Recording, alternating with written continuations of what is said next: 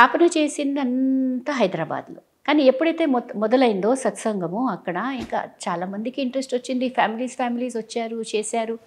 కానీ మరి నెమ్మదిగా ఇప్పుడు మనలో దైవత్వాన్ని తీసుకురావాలంటే మళ్ళీ మనము ఇవన్నీ తినడం, తాగడం అన్నీ మానుకోవాలి. జీవితం అనేది కూడా స్వచ్ఛంగా, పవిత్రంగా చేసుకోవాలి. సో ఇంట్లో అందరు అలాగా కొందరు పాటించడం స్టార్ట్ చేశారు, కొందరు ఇంట్లో పాటిస్తలేరు. సో బాగా ఇంట్లలో గొడవలైనవి అనమాట. అప్పుడు బాబాగారు ఏం చేశారంటే, సరే నేను ఇక్కడ నుంచి కరాచీ వెళ్ళిపోతానని కొందరు ఇంకా ఎవరైతే ఫాలోవర్స్ విత్ ఫ్యామిలీస్ ఉన్నారో వాళ్ళందరూ బాబాతో కరాచీ వెళ్ళిపోయారు. అక్కడ బాబా ఆల్రెడీ పార్టీషన్ అయిపోయి, అంటే ఈ బిజినెస్లో ఏదైతే ఆయనకు డబ్బు వచ్చిందో, డబ్బు కాదు అన్ని వజ్రాలు అవన్నీ ఎక్కువ వారిచ్చారనమాట పార్ట్నరు. అవన్నిట్లో సేల్ చేసుకొని ఆ డబ్బుతో బిల్డింగ్స్ అవన్నీ కొని అక్కడ స్టార్ట్ చేశారనమాట. మరి ఎవరైతే హైదరాబాద్లో ఉండిపోయారు, సింధ్ హైదరాబాద్లో, వారికి అన్నారనమాట, మీరు ఎప్పుడు వరకు అయితే మీ ఇంటి వాళ్ళ నుంచి లెటర్స్ తీసుకురారో అప్పుడు వరకు నా దగ్గర ఇంకా రావడానికి కుదరదు అని. అంటే కొత్తగా ఫాలోవర్స్ ఎవరైతే లేక హైదరాబాద్లో ఎవరైతే బాబాకు ఫాలోవర్స్ ఉండే, కొందరు సింగిల్ ఫాలోవర్స్ ఉండే ఫ్యామిలీస్ ఎవరైతే ఉన్నారో వాళ్ళందరైతే బాబాతో వెళ్ళిపోయారు. ఎవరైతే ఒక ఫ్యామిలీ నుంచి వేరే వాళ్ళు ఎవరైతే ఉన్నారో వాళ్ళు ఎలా రావాలి మరి? కానీ బాబా అన్నారనమాట, మీరు ఫ్యామిలీ వాళ్ళ పర్మిషన్తోనే రావాలి. స్టార్టింగ్లో ఈయనకి భగవంతుడి యొక్క సాత్కారం అయిన తర్వాత ఈయనను కూడా మనుషులు నమ్మడం చాలా కష్టమే. బాబా గారిని కూడా నీవు అందరి దేవుడితో సాత్కారం అయిందంటున్నావు, అది నిజమో అబద్ధమో అని అయ్యే ఉండొచ్చు. స్టార్టింగ్ ఆ టైంలో అలాంటి ఛాలెంజెస్ ఉంటాయి కదా, చాలా ఛాలెంజెస్. అట్లా ఒకటి స్టార్ట్ అయింది ఆ రోజు అయి ఉండొచ్చు. ఈరోజు బ్రహ్మకుమార్ అంటే కోట్లలో ఉన్నారు మీరు, కానీ బట్ ఆ స్టెప్పింగ్ స్టోన్ అనేదే చాలా కష్టం. ఎంత డిఫికల్ట్ ఉందంటే, ఎప్పుడైతే ఇదంతా ఎస్టాబ్లిష్మెంటు ఇంకా కరాచీలో ఒక 14 years ఏ విధమైన బయట ఎవరికైనా ప్రచారం అనేది ఏది చేయకుండా ఒక 400 inmates యొక్క అదొక వాతావరణం తయారైపోయిందనమాట. ఇంకా అక్కడ 14 years జస్ట్ సాధన అందరు కలిసి మౌన సాధన. పాకిస్తాన్ కరాచీలో, బట్ బిఫోర్ ఇండిపెండెన్స్, అంటే భారతదేశమే ఆనాడు. అయితే చాలా తపస్య అనేది జరిగిందనమాట ఆ టైంలో. అయితే ఈ తపస్య అంతా చేస్తూ అప్పుడు మన హిస్టరీ ఎన్ని అవుతుంది, అప్పుడు ఇక్కడ డివిజన్ అనేది స్టార్ట్ అయ్యి 1947లో ఇండియా పాకిస్తాన్ అనేది డివైడ్ అయిపోయే వరకు ఇంకా మళ్ళీ భగవత్ సంకల్పం ద్వారా ఇంకా ఇటు భారతదేశం వైపు రావడం జరిగిందనమాట. అన్నీ వదులుకొని అప్పుడే అన్ని బిజినెస్లు వదులుకున్నాడు, అప్పుడే అన్ని బిల్డింగ్స్ కట్టేశారు, ఆయన దగ్గర ఉన్న రూపాయి మొత్తం అయిపోయింది. అలాంటిది ఆ దేశంలో పాకిస్తాన్ కరాచీలో ప్రతిదీ వదిలేసి ఖాళీ చేతులతో కట్టుకున్న బట్టలు ఇంకా కొన్ని చాలా అవసరమైనవి అనేది అంతవరకే అదే తీసుకురాగలిగారనమాట. సో ఎప్పుడైతే 1950లో భారతదేశంలో మౌంట్ ఆబులో రావడం జరిగిందో, మౌంట్ ఆబు అంటే రాజస్థాన్ యొక్క ప్రాంగణం, రాజస్థాన్కి మధ్యలో, అంటే బార్డర్ ఆఫ్ గుజరాత్ అనమాట. అయితే కానీ వస్తుంది రాజస్థాన్లో జాగ్రఫికలీ. నేను మొన్న వచ్చినప్పుడు అయితే రోడ్లు ఇప్పుడే అంత ఘాట్ రోడ్స్ ఉన్నాయి, అప్పట్లో అయితే అది కూడా ఉండకపోవచ్చు, హైలీ బ్యాక్వర్డ్ అయి ఉండవచ్చు. చాలా బ్యాక్వర్డ్ ఏరియా అలా ఉండే. ఇంకా ఆ కాలంలో ఇప్పుడైతే పొల్యూషన్ కారణంగా కొంచెం చలి తక్కువ ఉంది, భయంకరమైన చలి. ఇంకా మీరు చూడండి, కరాచీలో ఉంటున్న వాళ్ళు సముద్ర తీరాన ఉన్న ఆ ఎన్విరాన్మెంట్ ఎలా ఉండేది, ఇంకా నేరుగా ఇక్కడ మౌంట్ ఆబు రావడము. అయితే ఆ ఎన్విరాన్మెంట్ ఎలా ఉండొచ్చు, చేతుల్లో పైసా లేదు, టోటల్ పవర్టీ యొక్క సిచ్యువేషన్ ఉండే. యజ్ఞంలో డాక్టర్ దగ్గర పోవాలంటే కూడా కష్టము. ఎవరైతే ఆ 400 మెంబర్స్లో సిస్టర్స్ ఉండేవాళ్ళు, వాళ్ళ యొక్క హిస్టరీ వింటుంటే కళ్ళలో నీళ్ళు వచ్చేస్తుంది అనమాట. ఒక్క ట్యాబ్లెట్ని నలుగురు ఒక 1/4 డివైడ్ చేసుకొని ఆ విధంగా దీంతో పాటు పరమాత్మ శక్తితో తీసుకుంటున్నాను. మెడిటేషన్ యూజ్ చేస్తూ సంవత్సరం వరకు చాలా కఠినమైన పరిస్థితులు ఉండే అన్నమాట. సో మరి మనం ఏదైతే ధర్మకార్యం ఉంటుందో, ఎక్కడైనా ధర్మకార్యంలో ధర్మస్థాపనలో తప్పనిసరిగా బాధలు వస్తాయి. సో ఈ విధంగా అన్ని దాటుతూ నెమ్మదిగా ప్రచారం అనేది మొదలైందనమాట. అలా ప్రారంభమైన బ్రహ్మకుమారీస్ ఈరోజు యువర్ ఇంటూ హాస్పిటల్స్, మెడికల్స్, రావడానికి తినడానికి ఉండాల్సినటువంటి ఏర్పాట్లు, అసలు అక్కడున్న బిల్డింగ్స్ అవన్నీ చూస్తే నిజంగా దేవుడు నిజంగానే మీ ఎంటుండి నడిపించారన్నట్టుగానే అనిపిస్తూ ఉంటాయి. ఆ తర్వాత ఎలా ప్రారంభమైంది? మెయిన్ ఏ లక్ష్యం ఉంటుందంటే ఎప్పుడు కూడా త్యాగం భావన. మన జీవితం అనేది త్యాగ, తపస్య, సేవ. Not for comforts, not for lavish, not for అందరు మమ్మల్ని పొగరాలి, ఫేమ్ కావాలి, ప్రేజ్ కావాలి, నేమ్ కావాలి అనేది కాదు. మన మూలం ఏదైతే ఉందో, మన పూర్వజులు ఎవరైతే ఏం చేశారో, మా దాదీలు వాళ్ళందరూ ఓన్లీ త్యాగ తపస్య. మీకు ఎన్ని కథలు చెప్పాలి. ఢిల్లీలో ఎప్పుడైతే మా కేంద్రం ఎస్టాబ్లిష్ అయిందో, దాదీలు ఎవరైనా కలవడానికి వెళ్ళాలంటే రోడ్ పైన నడిచేటప్పుడు ప్లాస్టిక్ కవర్లో వేసుకునేవాళ్ళు. అక్కడ వెళ్ళిన తర్వాత చెప్పులు వేసుకునేవాళ్ళు అనమాట. ఎందుకంటే నడుస్తూ అవి ఇవైపోతాయి కదా, అరిగిపోతాయి. మళ్ళీ కొత్త చెప్పు ఎక్కడి నుంచి కొనాలి? ఇంకా ఎన్ని కథలు చెప్పాలి నేను మీకు. సో అటువంటి మూలము, ఫౌండేషన్ త్యాగము, తపస్య. మనము సృష్టిపై ఉన్నాము అందరి యొక్క సేవ చేయడానికి, కానీ ఏది తీసుకోవడానికి కాదు. అందుకోసం బ్రహ్మకుమారీస్లో ఒక స్లోగన్, మాంగనే సే మర్నా భలా, అడగడం కన్నా చనిపోవడం మేలు. సో అటువంటి సిద్ధాంతాలతో ఇప్పుడు కూడా అటువంటి సిద్ధాంతాలే, తినడం కన్నా చావటం మేలు అనే సిద్ధాంతం బాబోయ్. అంటే విదేశాలలో కూడా ఎప్పుడైతే ఎస్టాబ్లిష్ అయిందో కొందరు వెల్ విషర్స్ ఇండియన్స్, ఈ దేశంలో మీరు ఏది ఫీ అవన్నీ పెట్టుకుంటే నడవదమ్మా, this is are all very expensive దేశాలు, ఇక్కడ ఎలా నడుస్తుందంటే మా ప్రిన్సిపల్, అది భారతదేశం ఉండనియండి, విదేశం ఉండనియండి, ఎక్కడైనా ఉండనియండి, ప్రిన్సిపల్ ఈజ్ ప్రిన్సిపల్. భగవంతుని శ్రీమతమే. దాంట్లో ఎన్నో ప్రపంచం అంతా నువ్వు దేశాల్లో నువ్వు డిఫరెన్సెస్ ఉండొచ్చు కానీ మీకు ఉండదు కదా. మీరు ఏ దేశానికైనా వెళ్ళండి, అదే స్ట్రక్చరు.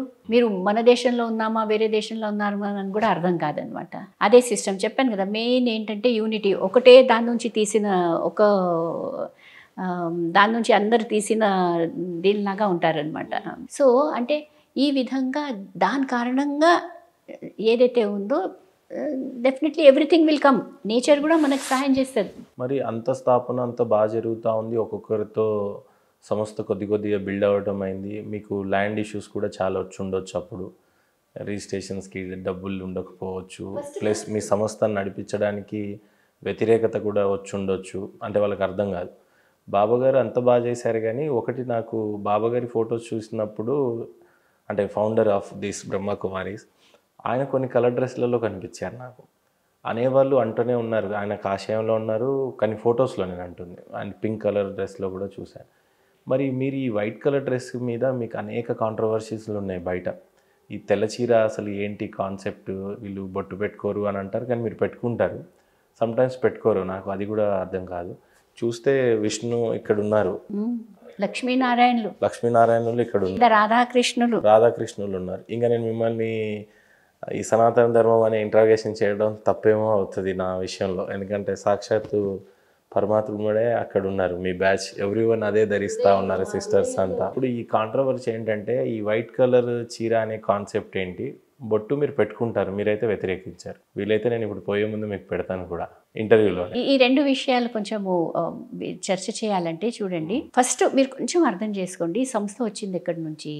సంస్థ వచ్చింది నార్త్ నుంచి, రైట్? నార్త్ యొక్క కల్చర్ ఎలా ఉండే అని ఒకసారి మీరు చూస్తే అది సింధీజే ఉండొచ్చు, పంజాబీజే ఉండొచ్చు, లేక రాజస్థానీ ఎవరైనా ఉండొచ్చు. అక్కడ కన్యలను ఓన్లీ ఆఫ్టర్ మ్యారేజే అన్ని అలంకారము, మ్యారేజ్ ముందు బొట్టు కూడా ఉండదు. మీరు వెళ్ళి చూడండి కాలేజీలలో ఎక్కడైనా చూడండి, గాజులు ఉండవు, మెడలో నగలు ఉండవు, ఇయర్ రింగ్స్ ఉండవు, ఏది ఉండదు అనమాట. అంటే దీని వెనుక కాన్సెప్ట్ ఏంటి? ఏది లేకుండా ఉన్నప్పుడు ఎలా కనబడతాము, ఇంకా పెళ్ళైన తర్వాత శృంగారిస్తే she will definitely look beautiful కదా. అవును, బ్రైడ్ ఎలా కావాలి, we want her to be beautiful. ఆ భావం ఉండొచ్చు.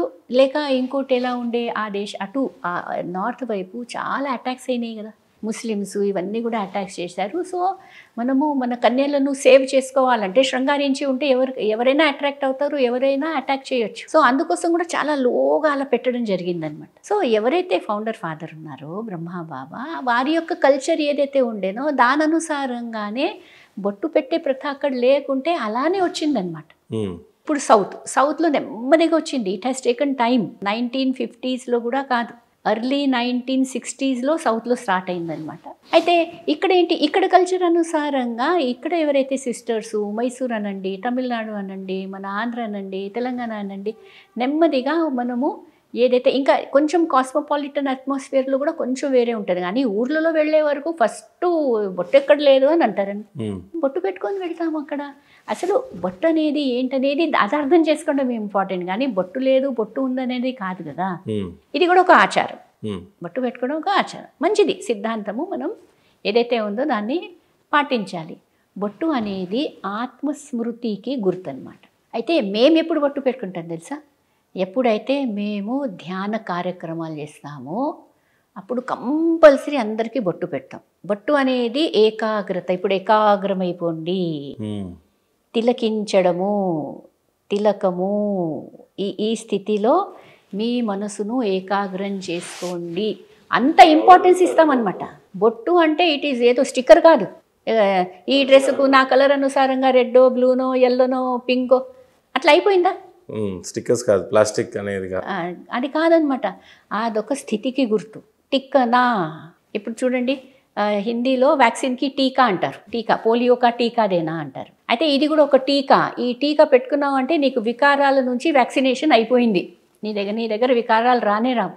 అంత ఇంపార్టెన్స్తో అంత దానికి అంత గ్రేట్నెస్ ఇస్తూ మేము బొట్టు అనేది స్పెషల్. మాకు బొట్టు అనేది చాలా స్పెషల్. ఇట్ ఈస్ ఏదో జనరల్ కాదు, అంత గౌరవంతో మేము అనేది బొట్టు అనేది పెట్టుకుంటామన్నమాట. అండ్ ఎక్కడైనా కార్యక్రమాలు వెళ్తే మాకు స్వాగతం అనేది ఎవరైనా చేస్తే బొట్టు అనేది పెడితే మేము ఎవరిని కూడా నా అయితే అనము కదా.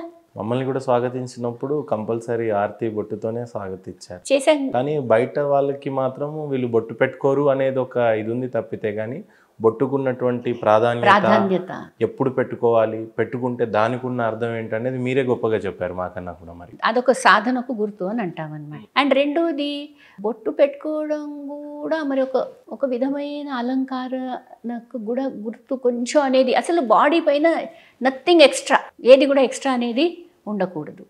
ఏంటంటే ఇప్పుడు చూడండి, ఏదైనా నేను కొంచెం మీకు సైకాలజీ వాడితే we always have something called associated memories అన్నమాట. ఒక విషయంతో ఇంకో విషయం అసోసియేట్ చేస్తాం. ఎలాగైతే ఇప్పుడు ఆవు అంటే పాలు అనేది వైట్. ఇప్పుడు ఆవు ఏం తాగుతుందంటే పాలు తాగుతుంది అని అనిస్తాం, కొన్నిసార్లు నీళ్ళు తాగుతుంది కదా. కానీ ఒకవేళ నేను అడుగుతూ పోతే ఆవు అంటే పాలు, నేను సడన్లీ అడిగేసాను అనుకోండి, ఆవు ఏం తాగుతుంది అంటే పాలు తాగేస్తుంది అంటాను. అంతేగా, దూడ కూడా పాలు తాగుతుంది కాబట్టి ఇంకా పాలే అని అంటాం. పాలే అనేది వస్తుంది అనమాట. అంటే అసోసియేషన్, ఆవు ఈక్వల్ టు పాలు. సో అలాగే there is a very deep association అనమాట మన యొక్క కల్చర్లో. బొట్టు అంటే హిందూ అంటే బొట్టు. కానీ నిజంగా చెప్పండి, ఈ రోజుల్లో ఎంతమంది ఆడవాళ్ళు బొట్టు అనేది పెట్టుకుంటున్నారనేది మీరు కూడా మన కల్చర్ ఏదైతే చక్కగా చీర వేసుకొని కంప్లీట్గా ఫుల్గా బ్లూ కలర్ ఉంటే బ్లూ టిక్లీ పెట్టడం స్టార్ట్ చేశారు, అది కూడా ప్లాస్టిక్. అది కూడా ఇంకా మరి జీన్స్ ప్యాంట్స్ వేసుకుంటే ఎక్కడి నుంచి బొట్టు పెట్టుకుంటామండి? అది చాలా మంది పెట్టుకోవట్లేదు. ఐ థింక్ నా ఆఫీస్లో ఎంత కార్పొరేట్ మీటింగ్ ఉన్నా కూడా I use to ask girls అనమాట, ఎందుకంటే బొట్టు పెట్టుకోలేదు అని అడుగుతాను నేనైతే. అంతే కదా. అండ్ యాక్చువల్లీ బొట్టు పెట్టుకోవడం అనేది ఒక స్త్రీలకే కాదు, మీరు ఊర్లలో వెళ్తే పురుషులు కూడా బొట్టు పెట్టుకుంటారు. అంటే నెమ్మదిగా ఏమైపోయింది, పురుషులు మానుకున్నట్లే కదా. సరే, నాట్ నెసెసరీ. భావం ఉంది, మేము హిందువులని భావం మాకుంది కదా, ఎందుకు దాంతో మేము ప్రూవ్ చేయాలనేది వాళ్ళు కూడా అనుకుంటూ ఉండొచ్చు. Not necessary అనిపించిందేమో. సో మనమైతే పూర్తి అభ్యాసంలో ఉన్నాం, ప్రచారంలో ఉన్నాం, సనాతన ధర్మం గురించే మాట్లాడుతున్నాము. సో దాని కారణంగా బొట్టు అనేది పెట్టుకోకూడదు అనేది అసలే లేదు. బొట్టు అనేది ఎన్ని కార్యక్రమాల్లో పెడతాము. ఇంకా అది మాకు అది ఏదో దాన్ని అంటే మేము ఉన్నామే కదా, ఆత్మస్మృతి యొక్క తిలకం ఉంది కదా, ఆ జ్యోతి స్వరూపం ఉంది కదా ఇక్కడ, అది నడుస్తూనే ఉంది కదా. ఆత్మపరంగా అది ఉన్నదే ఉంది, అది ధారణ చేసే ఉన్నాము అని ఆ స్థితి కారణంగా ఫోకసే నువ్వెవరో తెలుసుకో, నీలో ఉన్న పరమాత్మని తెలుసుకో అనేది మీ ఫోకస్ కాబట్టి అది ఆల్రెడీ ఇంటర్ మైండ్లో నడుస్తూ ఉంటుంది మీకు. అది ఇంకోటి ఈ తెల్ల చీర గురించి కూడా. ఈ తెల్ల చీర బిగ్గెస్ట్ కాంట్రవర్సీ మేడం. యాక్చువల్ మిమ్మల్ని అడగాలో లేదో అని భయం వేసింది నాకు, కానీ బట్ మీరే అది రేస్ చేశారు కాబట్టి ప్లీజ్ ఈ తెల్ల చీర గురించి కాంట్రవర్సీ. సేమ్ థింగ్, నేను I will again come back. మీరు ఎందుకంటే మా సత్సంగం వచ్చింది నార్త్ నుంచి అండి. ఇప్పుడు ఎలా ఉంటుంది, ఎక్కడైతే సత్సంగం మొదలవుతుందో అక్కడ యొక్క కల్చరు, అక్కడి యొక్క భాష, అక్కడి యొక్క స్టైలు అన్నీ కూడా మన యొక్క ఏదైతే ఆ సత్సంగం ఎప్పుడైతే స్టార్ట్ అవుతుంది కదా దాంట్లో అవన్నీ వస్తాయి అన్నమాట. ఇప్పుడు ఫర్ ఎగ్జాంపుల్ ఆ, మనము దేన్ని తీర్థం అంటాం కదా. మ్, బ్రహ్మకుమారిస్లో జనరలీ దాన్ని అమృతం అని అంటాం. ఆ, తీర్థం అంటాం కదా, జనరలీ తీర్థం అంటాం. ప్రసాదం. ప్రసాదం అని అంటాం. అయితే ఇప్పుడు ఈ తీర్థం అనేది, దాన్ని అమృతం అనేది ఎక్కడి నుంచి వచ్చింది, ఎక్కడి నుంచి వచ్చింది అనేది మీరు చూస్తే అది మళ్ళీ సింధీ భాష కదా. ఫస్ట్లో అక్కడ వాళ్ళు అమృతం అనేది అంటారు. అమృత్ పాన్ కర్నాయ్, అమృత్ పాన్ కర్నాయ్ అనేది వాళ్ళ పదాలు. సింధీ వాళ్ళది, పంజాబీ వాళ్ళది. నేను చూశాను, అమృతాన్ని అంటారు. ఏనా? సో అందుకోసము ఆ అమృతం అనేది పదం వచ్చింది. అంటే అమృతం ఇంకా తీర్థం వేరే కాదు కదా, భావం ఒక్కటే కదా. కొన్ని విషయాలలో మనం భాషని పట్టుకొని ఏది ఇది ఇది ఇలా కాదు, ఇది ఇది కాదు అనేది అనుకోవడం కూడా కొంచెము మరి అది రైట్ కాదు కదా. అలాగే సత్సంగాలలో మీరు ఎక్కడైనా సింధీలను చూడండి, లేక పంజాబీస్, వాళ్ళందరూ సత్సంగం అంటే లేడీస్ కూడా వైట్ వేసుకుంటారు. అదొక రీజన్. అందుకోసం బ్రహ్మకుమారి స్టార్ట్ అయింది ఎక్కడ, ఆ కమ్యూనిటీ నుంచి స్టార్ట్ అయింది కదా. సో ఆ కమ్యూనిటీలో ఉన్న కొన్ని అయితే న్యాచురల్లీ వచ్చేస్తాయి కదా, కానీ కూడా అక్కడైతే ఈ డ్రెస్సు అవి వేసుకుంటారు కదా, పంజాబీ డ్రెస్సెస్ అవి ఉంటాయి. కానీ కూడా మళ్ళీ బాబాగారు చీరలు తీసుకొచ్చారు కదా అందరినీ. చీరలు తీసుకొచ్చి వైట్ ఏదైతే సత్సంగానికి గుర్తు, శుభ్రతకు గుర్తు, పవిత్రతకు గుర్తు, చూస్తేనే ప్రశాంతంగా అనిపిస్తుందా? వైట్ చూస్తే ప్రశాంతంగా అనిపిస్తుందా? ఎంత కళ్ళకు ఒక చల్లదనం వస్తుంది అన్నమాట.